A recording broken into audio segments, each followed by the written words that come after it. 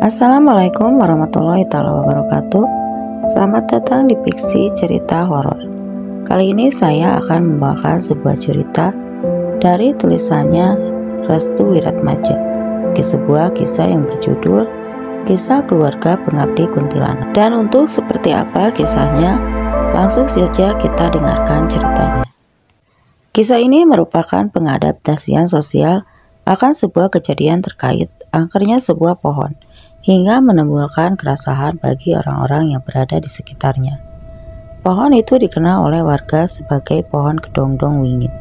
Nama wingit sendiri diambil karena keberadaan dari pohon tersebut yang dikenal sangat angker oleh masyarakat sekitaran. Hingga pandangan ini pun terus memunculkan banyak asumsi terkait penunggu yang berada di sekitaran pohon tersebut. Terlebih lagi penunggu di sana terkenal karena kejailan.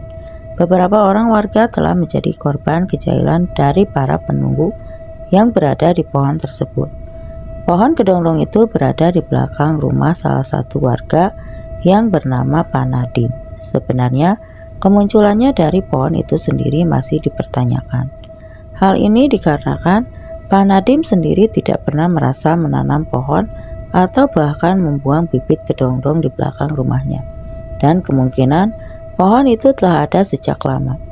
Namun saat Pak Nadim dan keluarganya membangun rumah tepat di ujung desa, pohon tersebut masih kecil dan belum sebesar sekarang. Pohon itu memiliki batang yang berdiameter cukup besar, namun tidak terlalu besar juga.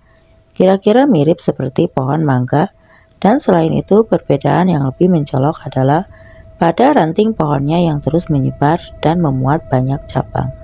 Pohon kedongdong ini pun hanya berbuah 1 tahun sekali, itu juga sangat lebat. Jadi tidaklah heran kalau warga akan berburu buah kedongdong untuk dijadikan manisan buah atau hanya sekedar dijadikan rujak. Akan tetapi, semakin banyaknya warga yang datang dan pemukiman semakin luas, pohon itu pun menjadi lebih terkenal dengan keangkerannya.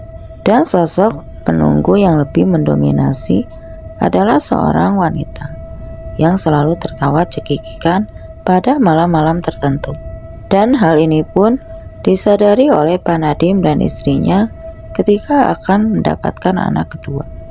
Di saat itu Pak Nadim dan istrinya yang sedang tertidur, tiba-tiba tepat di belakang rumahnya terdengar suara tawa dari penunggu tersebut yang sangat kencang.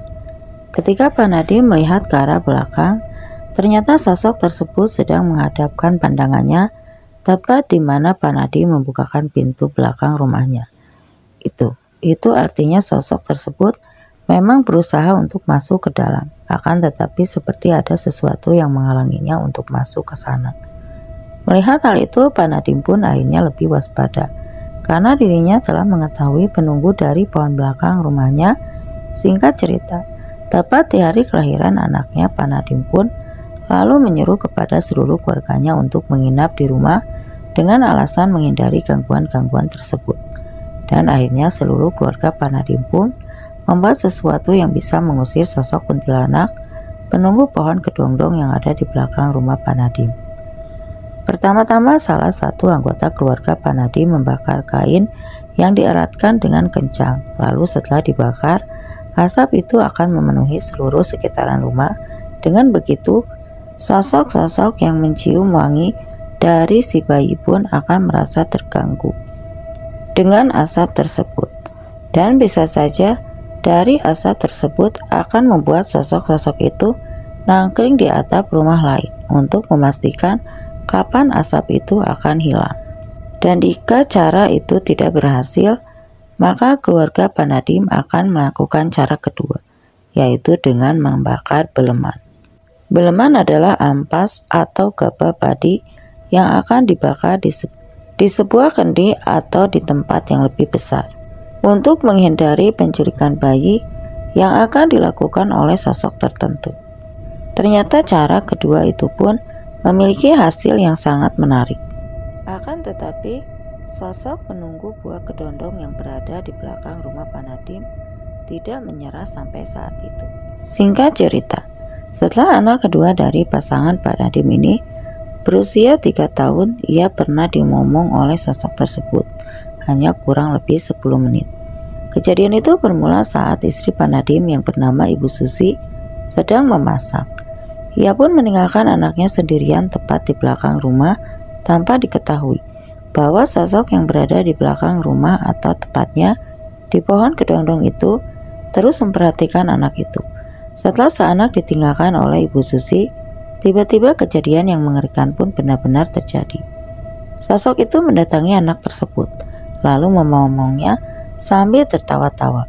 Ibu Susi yang merasakan keanehan ketika anaknya tiba-tiba saja menangis tanpa sebab. "Duh Gusti, anakku!"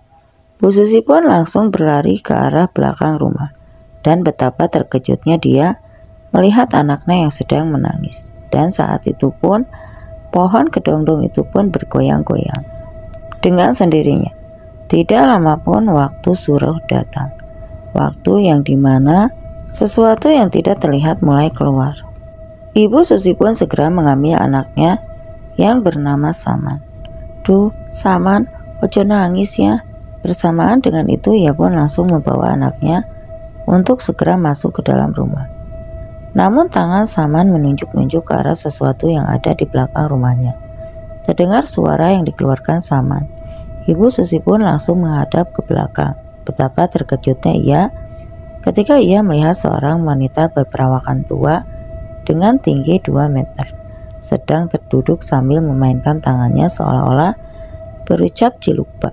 Ibu Susi pun tidak bisa berkata apa-apa lagi saat ia melihat wajah dari sosok itu yang nampak terlihat tua serta dengan mulut yang tidak beraturan bentuknya. Ibu Susi pun langsung membawa Saman untuk masuk, dan atas kejadian ini Ibu Susi pun tidak lagi membawa anaknya keluar rumah karena beberapa hal. Kemungkinan ada sesuatu yang tertanam karena memang sang ibu dari Ibu Susi sangat keras kepadanya terkait aturan-aturan keluarganya, panggilan tua atau cermin. Setiap Selasa Kliwon, lalu setiap rebasan, orang tua dari Ibu Susi akan datang sambil menyajikan seserahan tepat di depan pohon kedondong itu. Hingga benar atau tidaknya mereka bilang itu adalah ingon atau peliharaan yang dimiliki oleh orang tua Ibu Susi secara turun-temurun. Ingon atau peliharaan itu akan semakin kuat jika diberikan makanan dengan energi tertentu, hingga keberadaannya pun sangat mudah diketahui oleh orang-orang rumah. Kejadian ini terus-menerus terjadi selama 1 tahun penuh, dan saat Saman masih berumur 3 tahun, ia juga pernah disembunyikan di dekat kandang ayam tepat di belakang rumahnya saat itu. Saman yang sedang berada di kamar karena kebetulan kamar Saman dengan pohon tersebut jaraknya tidak terlalu jauh. Saman pun pernah diculik tepat di saat seluruh listrik dan lampu di rumah mati.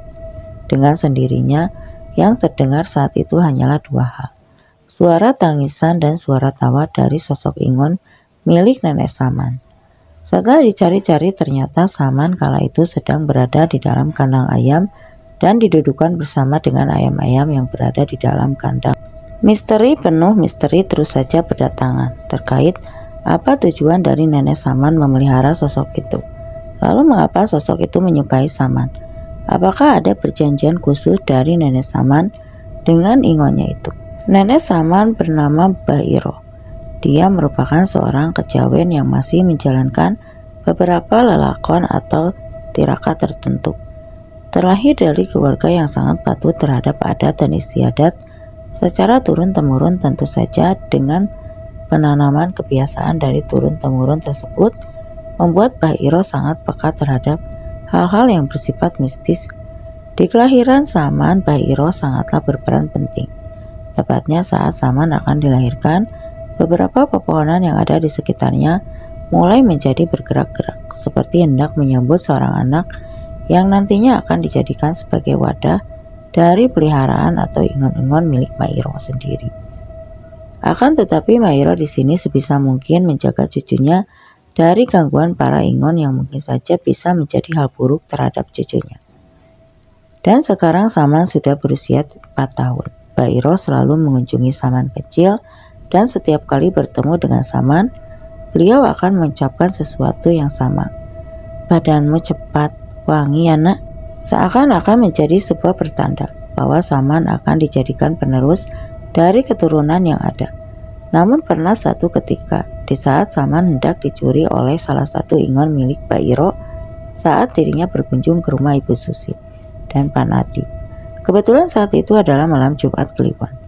Mbak Iro biasanya datang ke rumah Saman di tiap beberapa hari Kliwon, seperti Senin, Selasa, dan juga Jumat.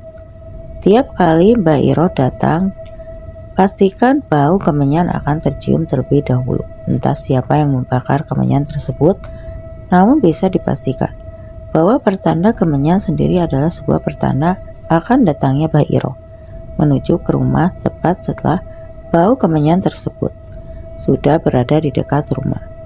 Ketukan pintu pun langsung terdengar dengan jelas. Ibu Susi pun langsung menuju ke ruangan depan untuk segera membukakan pintu.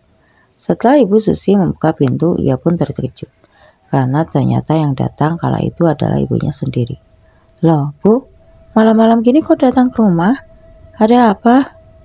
"Cucuku sudah tidur. Saman sudah tidur?" "Sudah, Bu. Saman sudah tidur." Bu Iro pun langsung masuk ke dalam rumah, meletakkan payungnya karena kebetulan di luar sedang gerimis. Mbah Iro ini bisa dibilang sangat unik. Ia masih mengenakan pakaian seperti orang dulu, dengan kain corak adat Jawa dan rambutnya yang disangkul. Mbak Iro pun langsung duduk di ruang tamu. Ia pun meminta kepada anaknya, yaitu Bu Susi, untuk dibuatkan teh hangat. Bu Susi pun langsung bergegas ke dapur untuk membuatkan teh hangat pesanan dari ibunya. Setelah teh selesai dibuat, Ibu Susi pun langsung menghidangkannya tepat di dekat ibunya.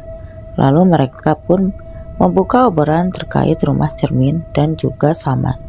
Bagaimana dia diganggu? Sementara ini Saman masih aku jaga karena Mas Nadiem sering pulang malam, jadi aku yang jaga Saman setiap waktu.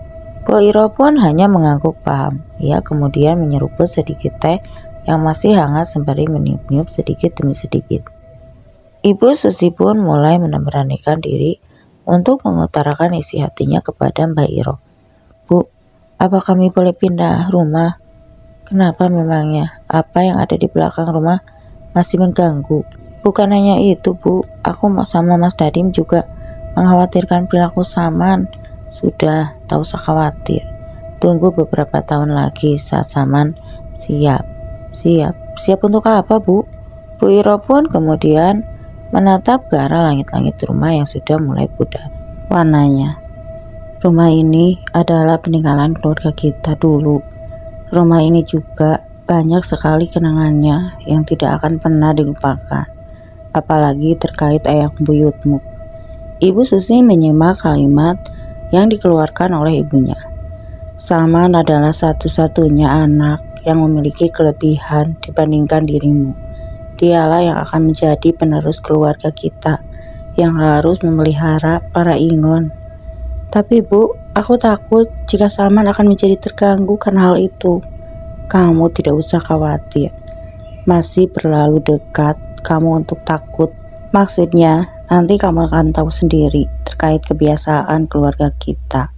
Mbah Iro pun lalu beranjak bangkit. Ia berjalan menuju ke kamar Saman dan berencana untuk menyanyikan kidung yang bila ia menyanyikannya Saman sudah terdengar seperti terbiasa ketika Mbak Iro menyanyikan kidung itu. Susi pun hanya menunggu sampai selesai. Ibu Susi hanya mendengarkan dari luar suara khas dan lirik Jawa yang sangat kental akan meninggalkan kidung terdahulu. Ia tak tahu apa yang dilakukan oleh Mbak Iro kepada Saman, namun sesuatu yang aneh pasti saja terjadi manakala Mbah Iro sedang menyanyikan kidung Jawa tersebut kepada Saman. Hal-hal itu seperti kondisi ruangan yang tiba-tiba saja menjadi sedikit panas. Lalu terdengar suara tawa kecil dari arah belakang rumah dan masih banyak lagi yang bersifat tidak masuk akal. Setelah Mbak Iro selesai menyanyikan kidung khusus kepada Saman, ia pun lalu keluar dari kamar dan kembali menyeruput teh itu. Ibu Susi yang saat itu berada di ruang tamu pun hanya terdiam sambil terus memperhatikan ibunya yang sedang menyeruput teh manis. Setelah beberapa saat, Mbah Iro pun akhirnya mengatakan sesuatu kepada Bu Susi.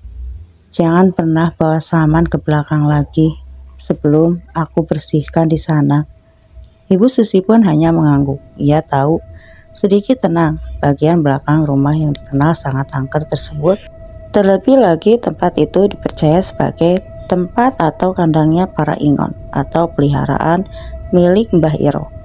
Singkat cerita, tepat di jam 10 malam Mbah Iro pun pamit keluar. Ibu Susi pun lalu mengantarkan ibunya itu hingga ke depan pintu rumah. Namun ada hal aneh, saat Bu Susi ingin mengantarkan ibunya keluar rumah, ia pun selalu menolak siapapun untuk mengantarkannya sampai depan rumah. Alasannya adalah karena di depan rumah sudah ada yang menunggu dan seluruh keluarganya tidak boleh tahu siapa yang sudah menunggu di depan rumah tersebut. Padahal Ibu Susi sendiri meyakini jika ibunya ketika datang ke rumah untuk menjenguk Saman itu selalu berangkat sendiri. Akan tetapi saat pulang, Mbah Iro selalu saja mengatakan jika dirinya akan diantar pulang oleh sesuatu yang mungkin tidak terlihat oleh Ibu Susi sendiri. Sesaat ketika Mbah Iro ingin membuka pintu, Ibu Susi pun mencoba mengintip secara perlahan, dan benar saja. Tepat di saat Mbah Iro membuka pintu, Susi melihat dengan jelas ada 4 sosok yang mengenakan pakaian adat Jawa sedang menunggu Mbah Iro. Mbah Iro pun pulang. Ibu Susi tidak melihat secara bentuknya, namun masih terekam dari pikiran Bu Susi adalah sosok-sosok itu merupakan beberapa ingon atau peliharaan Mbah Iro yang mengikutinya dari rumah. Bisa diartikan saat berangkat Mbah Iro tampak sendiri, namun ketika hendak pulang, Mbah Iro benar-benar diantarkan oleh sesuatu yang disudut dengan ingon. Ibu Susi sendiri tidak bisa melihat dengan jelas bentuk dari sosok-sosok tersebut. Namun bisa dipastikan, setiap kali Mbah Iro datang ke rumah, para ingon atau peliharaan itu sengaja tidak ikut campur dalam urusannya. Sejak saat itu, Ibu Susi pun makin memahami terkait ibunya yang memiliki ingon atau peliharaan yang berada di rumahnya, melainkan ingon-ingon tersebut ada juga di luar rumah.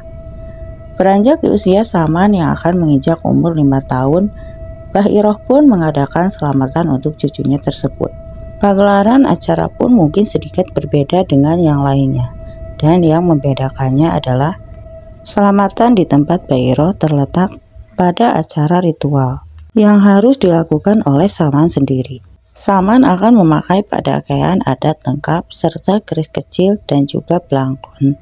Lalu dia akan mengitari sebuah pohon besar yang ada di belakang rumahnya. Tujuannya adalah agar Saman diperkenalkan dengan para ingon atau peliharaan milik Mbah Iro. Lalu setelah selesai, Saman pun akan dimandikan dengan kembang 7 rupa. Jika sudah dimandikan, Saman harus tidur di sebuah tempat yang beralaskan tikar. Entah apa yang dipikirkan oleh Mbah Iro, namun tujuan dia melakukan hal tersebut kepada cucunya agar kelak di masa yang akan datang, Saman akan menjadi seseorang yang berani dan juga tidak takut terhadap apapun. Akan tetapi semenjak dilakukannya acara ritual semacam itu, Saman semakin menjadi peka. Ia seringkali melihat sesuatu yang tidak nampak di sekitar rumahnya. Mulai dari sosok wanita mengenakan kebaya, lalu ada nenek tua berambut putih, ada juga kumpulan para demit dan juga siluman. Saman mengetahui seluruh ingon yang dimiliki oleh neneknya. Hal ini pernah terjadi ketika Saman sedang berada di kamar. Kebetulan Ibu Susi itu sedang membuatkan makanan untuk Saman. Dan di saat yang bersamaan, Saman pun mulai berkomunikasi dengan ingon milik neneknya. Dan ingon ini bernama Nyi Kasih Sendang Dewi. Dia merupakan ingon atau peliharaan neneknya yang ditugaskan untuk menjaga Saman. Ingon ini didapatkan di salah satu tempat pantai di daerah utara. Menurut Saman, wanita ini sangatlah cantik. Dia menggunakan kebaya serta selendang warna hijau dan menggunakan sanggul yang di atasnya terdapat sebuah mahkota. Kebetulan saat Saman sedang berkomunikasi, Ibu Susi melihatnya. Dia kaget, begitu terkejut melihat Saman berkomunikasi dengan sosok yang tidak kasat mata. Dan bukan hanya itu saja, Saman juga sempat menunjukkan kepada ibunya manakala ada bebauan busuk yang ada di sekitar rumahnya. Saman pun memberitahu bahwa bau busuk tersebut disebabkan oleh sosok-sosok pocong yang ingin masuk ke dalam rumah, namun dilarang oleh Nyi Kasih. Hal ini dikarenakan seluruh rumahnya sudah dipagari oleh Mbah Iroh. Dan bukan hanya itu saja, Mbah Iroh pun juga memerintahkan kepada para ingon yang menjaga Saman agar dijauhkan dari gangguan sosok-sosok yang hendak memasuki rumah tanpa izin. Oleh karena itu, sosok pocong-pocong tersebut pun hanya bisa berdiri di sekitaran rumah, hingga bebauan dari sosok pocong tersebut terasa sangat dekat, padahal mereka semua berada di luaran rumah. Melihat perkembangan Saman yang begitu pesat itu, akhirnya Ibu Susi pun melaporkan hal ini kepada ibunya, yaitu Mbah Iroh. Dan secara kebetulan, Mbah Iroh pun juga ingin mengetahui evaluasi terkait cucunya itu. Dan di saat itu, Ibu Susi menjelaskan kepadanya. Mbah Iroh pun hanya tersenyum sembari berkata, Saman akan menjadi penerusku. Akan tetapi Bu Susi selalu menolak terhadap apa yang dilakukan oleh ibunya kepada Saman. Hal ini dikarenakan Ibu Susi tidak mau jika anaknya nanti menjadi penerus dari hal-hal yang bersifat mengerikan. Terkait hal itu, Mbah Iroh pun juga memberikan penjelasan bahwa yang dimaksud dengan penerus di sini adalah hanya menjalankan adat-adat Jawa yang masih berkembang atau bahkan sudah hancur lebur. Karena itulah, Mbah Iroh tidak mau jika adat istiadat keluarganya secara turun-temurun tidak ada yang diturunkan kepada anak ataupun terhadap cucu-cucunya. Untungnya Saman memiliki hal itu semua, sehingga Mbah Iroh pun tidak menyangka jika salah satu ingonnya yang bernama Nyi Kasih senang untuk mengikuti Saman. Dari banyaknya peliharaan nenek Nyi Kasih adalah salah satu ingon yang sulit berkomunikasi terhadap manusia. Hal ini dikarenakan seluruh ingon seperti Nyi Kasih memang didesain untuk menjaga rumah, kebun, keluarga, dan juga usahanya. Akan tetapi adanya ketertarikan antara Nyi Kasih dengan Saman justru membuat Mbah Iroh khawatir. Yang ditakutkan oleh Mbah Iroh adalah Nyi Kasih ini salah satu ingon yang bisa merubah wujudnya menjadi sosok yang mengerikan, tergantung keadaan. Oleh karena itulah, Mbah Iroh pun berniat untuk memisahkan Saman dengan Nyi Kasih. Karena jika tidak dipisahkan, akan bisa menjadi sangat berbahaya. Cara memisahkan cucunya dengan ingon yang sudah dikenalnya, yaitu dengan menutup kepekaan yang dimiliki Saman. Dengan begitu, Saman pun tidak akan bisa lagi berkomunikasi dengan siapapun yang berasal dari sekitarnya. Namun kehilangan yang paling besar terjadi pada ingonnya yang bernama Nyi Kasih.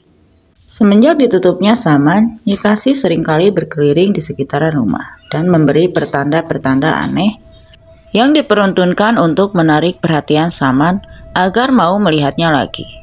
Namun Mbah Iroh sudah menutup itu semua, dan semenjak adanya keterbatasan seperti itu, Saman pun menjadi normal kembali. Ia pun tetap menjadi anak kecil seutuhnya. Pak Nadim sendiri yang jarang mengawasi anaknya karena memang pekerjaan di kantornya sangat-sangat padat. Di sela-sela kepadatan pekerjaan, Pak Nadim jarang sekali pulang, entah karena memang ada sebuah proyek baru atau bagaimanapun. Namun hubungan antara Pak Nadim dan juga Mbah Iroh sebenarnya tidak baik. Artinya mereka berdua memiliki perbedaan yang sangat jauh. Pak Nadim menginginkan Saman menjadi anak yang normal seperti anak-anak lainnya, sedangkan Mbah Iroh menginginkan cucunya itu menjadi penerusnya. Oleh karena hal itulah yang membuat Pak Nadim tidak betah di rumah. Sebenarnya Pak Nadim sedikit tahu tentang Mbah Iroh yang menginginkan Saman menjadi penerusnya. Pak Nadim pun memiliki pemikiran bahwa sebenarnya tujuan dari Mbah Iroh menjadikan Saman sebagai penerusnya adalah untuk sebuah pengabdian. Pengabdian ini pun disebut-sebut sebagai sebuah perjanjian tidak tertulis dan tidak diketahui oleh siapapun, termasuk Ibu Susi yang tidak tahu menahu tentang perjanjian yang dilakukan oleh ibunya. Dan Pak Nadim bisa mengetahui hal itu karena bantuan temannya yang memiliki kelebihan supranatural terkait apa-apa yang ada di sekitar rumahnya. Bahkan teman dari Pak Nadim sendiri menyuruh kepada Pak Nadim untuk sesegera mungkin pergi dari rumahnya itu. Hal ini dikarenakan ada sebuah pohon yang sering dijadikan tempat untuk melakukan ritual pemujaan. Dan di tempat itulah yang akan menjadi perjanjian Mbak Iro dengan sosok yang selama ini disembunyikan. Sosok itulah yang disebut Mbak Iro, sosok paling mulia yang bisa memberikan kesejahteraan untuk keluarganya secara turun-temurun. Mengetahui hal itu, Pak Nadiem pun berupaya keras agar anaknya Saman bisa diselamatkan. Dan Pak Nadiem pun mencari cara supaya Saman lepas dari genggaman neneknya tersebut. Karena kalau Saman tidak bisa dilepaskan, maka Saman akan menjadi tumbal dari pengabdian neneknya terhadap sosok kuntilanak yang sudah diturunkan secara turun-temurun. Dan kuntilanak itu disebut sebagai Nyai Dewi Lintang. Secara turun-temurun, keluarga Mbah Iro ini sangatlah taat kepada ajaran leluhur. Saat salah satunya terkena penyakit aneh, keluarganya berduyun-duyun menyembah pohon beringin yang ada di tengah hutan.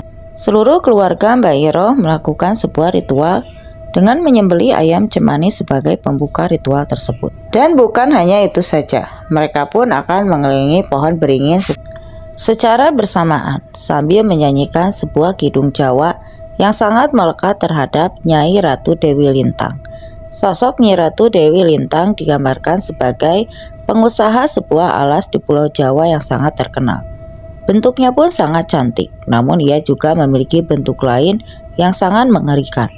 Bentuk itu mirip seperti bentukan kuntilanak yang disebut-sebut sebagai salah satu penguasa alas demit yang sangat terkenal di Pulau Jawa. Dan ketika kidung Jawa itu dilantunkan, angin pun tiba-tiba akan berhembus dengan kencang. Dari pepohonan terdengar suara ringkikan tawa yang sangat kencang. Dan salah satu anggota keluarga yang sedang sakit itu maka akan dibaringkan di dekat pohon tersebut. Sedangkan anggota keluarga lainnya akan bersembah sujud sambil menempelkan kepalanya ke tanah sebagai bentuk penghormatan terhadap penguasa alas demit. Dan ternyata orang yang dibaringkan di dekat pohon beringin tersebut adalah Mbah Iro. Sendiri bisa dibilang, dulu Mbah Iro ini memiliki sebuah penyakit yang aneh. Lalu ia pun dibawa ke sebuah pohon beringin di alas demit, dan secara bersamaan keluarganya pun melakukan sebuah perjanjian terhadap penguasa alas demit. Setelah perjanjian itu selesai, dilanjutkanlah dengan sebuah pengabdian. Pengabdian itu berbentuk sebagai bentuk rasa sukarela keluarga Mbah Iro. Ketika Mbah Iro ini berhasil disembuhkan, dan saat Mbah Iro telah disembuhkan, maka seluruh keluarganya pun harus mengabdi kepada sosok yang disebut sebagai Nyai Ratu Dewi Lintang. Pengabdi tersebut atas dasar bentuk rasa terima kasih keluarga Mbah Iro kepada penguasa alas demit. Sehingga ketika ada yang sakit lagi, maka sosok itulah yang akan menyembuhkan keluarganya. Selain bentuk kesehatan, keluarga Mbah Iro pun juga meminta hal-hal lainnya, seperti persugihan yang bertujuan untuk mendapatkan kekayaan. Itu mereka telah mengikat jiwa dan raganya terhadap sosok tersebut. Namun semuanya pun tidak berjalan dengan mulus. Di tiap tahunnya, Nyai Dewi Lintang akan meminta korban yang sangat fantastis. Ia akan meminta seorang anak kecil yang berusia 10 tahun untuk dijadikan tumbal. Sehingga bisa dikatakan seluruh keluarga dari Mbah Iro ini jarang sekali yang memiliki anak. Sekalinya memiliki anak, mereka pun harus mengorbankannya kepada Nyai Ratu Dewi Lintang. Ketika anak mereka sudah beranjak hingga 10 tahun. Karena itulah sesuatu yang tidak terduga pun terjadi. Tanpa disadari, anak-anak yang akan beranjak umur 10 tahun, mereka akan diserang sebuah penyakit aneh dan akhirnya meninggal dunia. Itulah alasannya kenapa mereka tidak dibawa ke pohon beringin, karena memang anak tersebut sudah dijadikan korban dari Nyai Ratu sendiri. Persoalan itulah yang membuat Pak Nadiem enggan menyerahkan Saman kepada neneknya.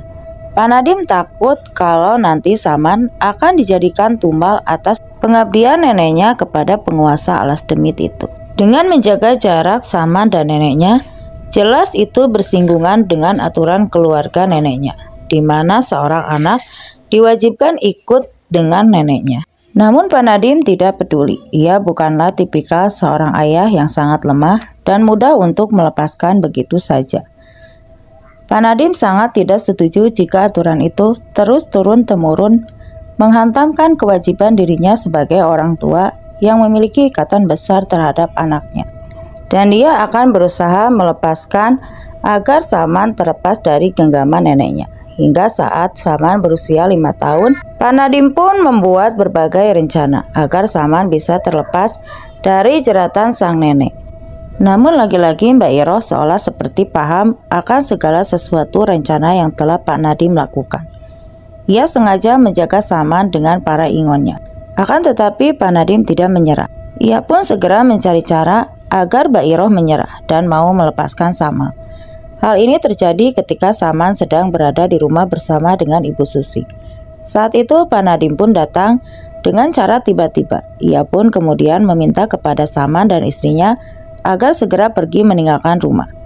Pak Nadim mengiming-iming keduanya dengan rumah baru yang baru saja dibeli. Akhirnya mereka berdua pun setuju, lalu diajak ke sebuah tempat yang memang agak jauh dari rumah sebelumnya. Belum juga mereka jauh dari rumah saat itu, di tengah perjalanan hal yang mengejutkan pun terjadi. Tiba-tiba Mbak Iroh menghalau mereka bertiga. Hal ini membuat Pak Nadim sangat terkejut melihat sang mertua yang sudah berdiri di tengah jalan sambil mengenakan pakaian adat Jawa serta membawa payung. Secara perlahan Mbak Iroh mendekati mobil Pak Nadim, lalu mengetuk-ngetuk pintu dengan sangat kencang sambil mengucapkan sesuatu. "Turun semua!" Pak Nadim pun langsung turun, disusul oleh Ibu Susi dan juga Saman. Mereka semua turun secara bersamaan. Mbak Iroh dengan marahnya pun langsung menampar wajah Pak Nadim. "Kurang ajar kamu, beraninya kamu membawa anak dan cucuku. Maaf Bu, maaf, tapi kami memang ingin pindah rumah. Kamu tahu, rumah yang kamu tempati itu adalah peninggalan leluhur kami.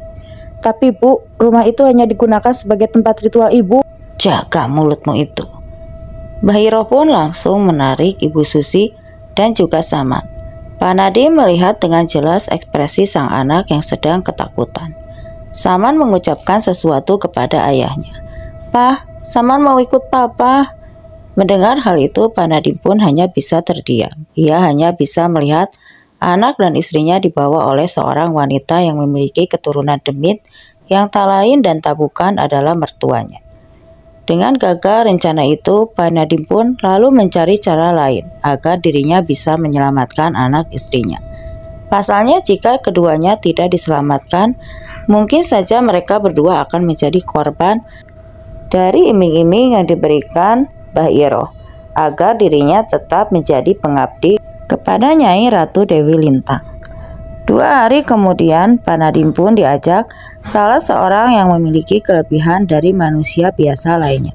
Pak Nadim pun meminta kepada Purbo untuk mencari cara agar anak dan juga istrinya dapat terlepas dari jeratan mertua yang mana mertuanya sendiri masih terikat akan perjanjian serta pengabdian kepada sosok penjaga alas demit. Pak Purwo pun menjelaskan kepada Pak Nadim, "Anakmu itu akan dijadikan korban. Nah, istrimu nantinya akan dibuat gila. Semuanya itu demi satu hal, yaitu keselamatan dan juga kesejahteraan mertuamu itu."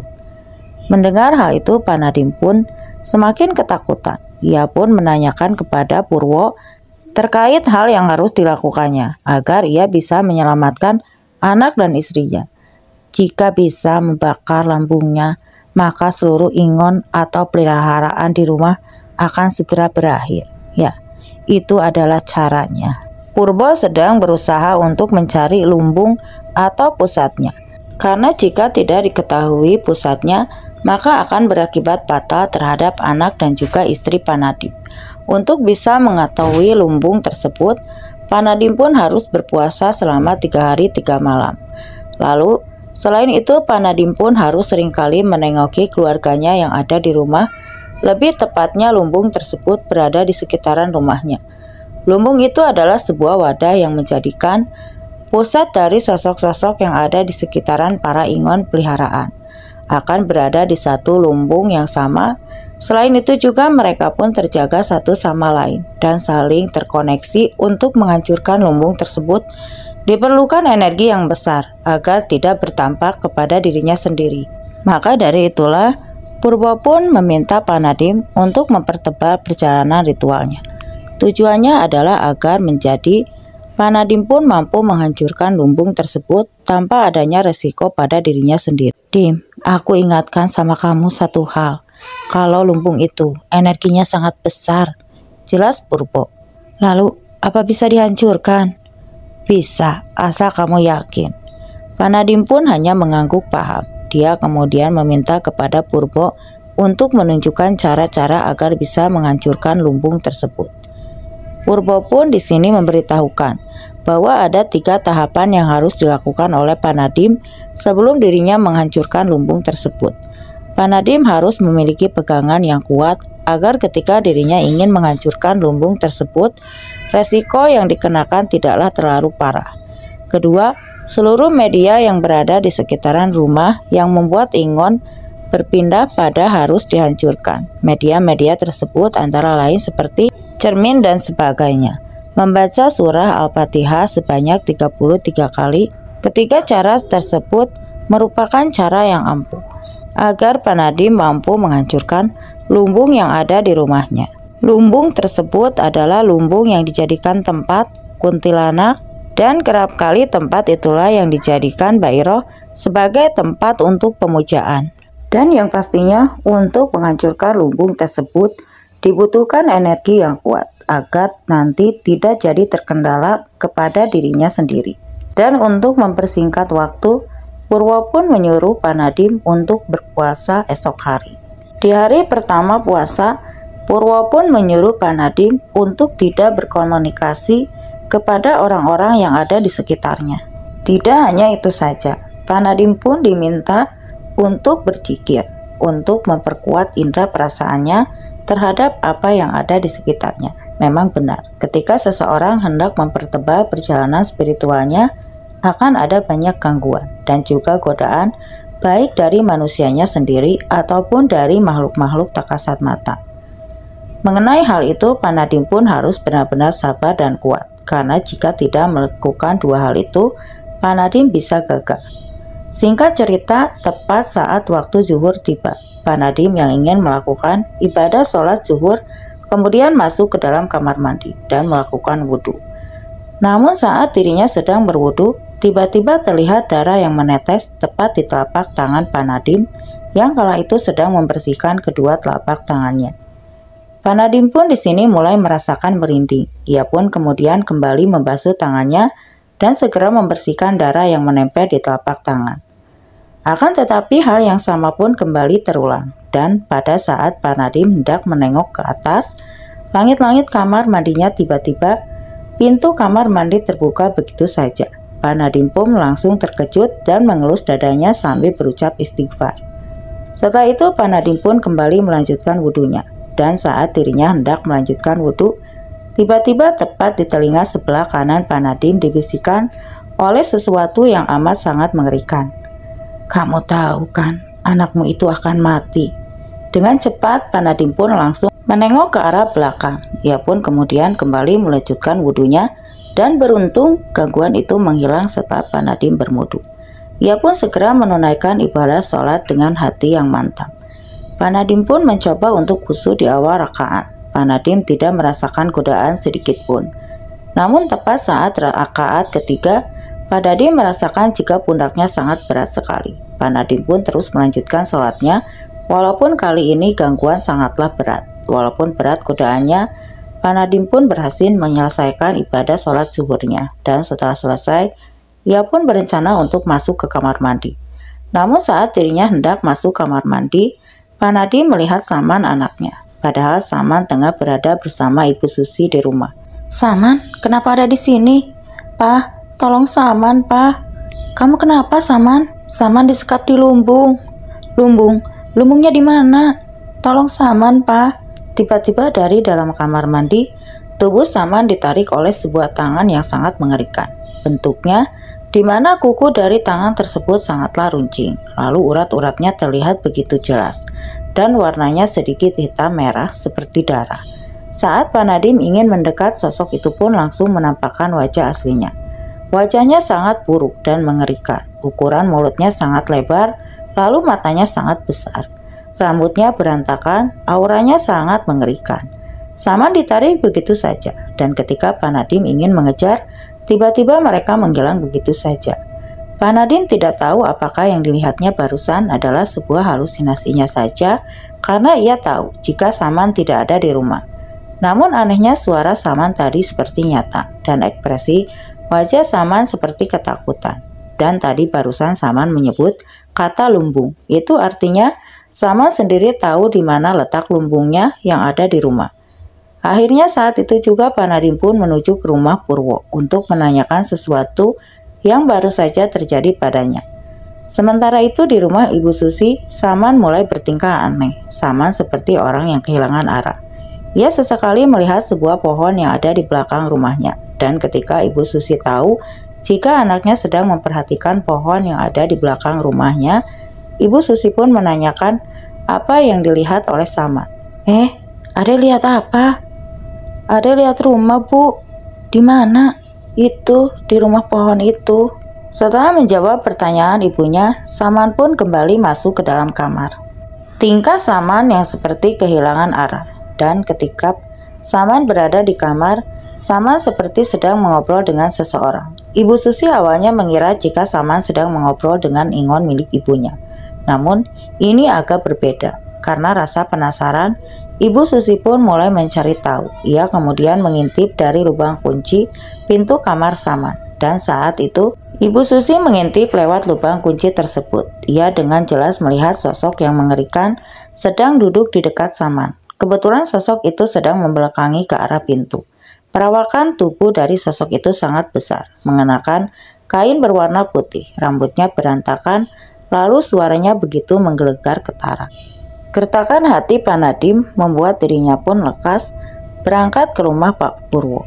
Membuat perasaannya menjadi takut dengan apa yang baru saja ia lihat, membuat Pak Nadim yakin jika Saman anaknya kini sedang berada di dalam bahaya. Setibanya di rumah Purwo, Nadim pun langsung menjelaskan terkait apa yang baru saja dia lihat. Saman dalam bahaya, sosok itu membawanya. Kalau begitu, kita harus cepat menolongnya. Nadim dan Purwo pun kemudian bergegas menuju ke rumah Mbah Iro. Dalam keadaan yang genting, keduanya benar-benar berusaha untuk bergerak cepat agar Saman bisa diselamatkan. Sementara itu, pundak Ibu Susi tiba-tiba ditepuk dari arah belakang. Dan saat wajahnya menengok ke arah belakang, Ibu Susi pun terkejut saat Mbah Iro sudah membekap mulutnya dengan sebuah kain. Hingga kesadarannya menghilang. Ibu Susi pingsan, tubuhnya pun diseret ke arah kamar Mbah Iro. Mbah Iro pun lalu kembali ke kamar Saman. Ia kemudian membuka pintu kamar dan menundukkan badan seolah seperti memberikan sambutan kepada sosok yang sedang ada bersama dengan Saman. Semuanya sudah selesai, Nyi.